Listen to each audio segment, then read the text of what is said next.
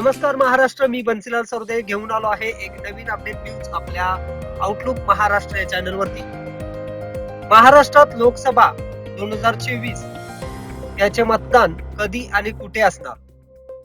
पहिल्या टप्प्याचे मतदान 19 एप्रिल 2024 या रोजी रामटेक, नागपूर, भंडारा, गोंदिया, गडचिरोली, चिमूर, चंद्रपूर या ठिकाणी असेल। दुसऱ्या टप्प्याचे मतदान 26 एप्रिल 2024 या रोजी बुलढाणा, अकोला, अमरावती, वर्धा, यवतमाळ, वाशिम, हिंगोली, नांदेड, परभणी या मतदारसंघामध्ये असेल।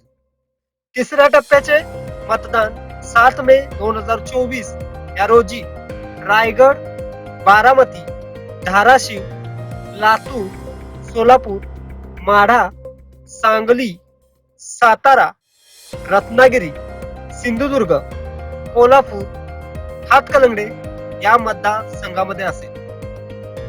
चौथ्या टप्प्याचे मतदान 13 मे 2024 या रोजी नंदुरबार, जळगाव, रावेर, जालना, छत्रपती संभाजीनगर, मावळ, पुणे, शिरूर, अहमदनगर, शिर्डी, बीड या मतदारसंघामध्ये असेल।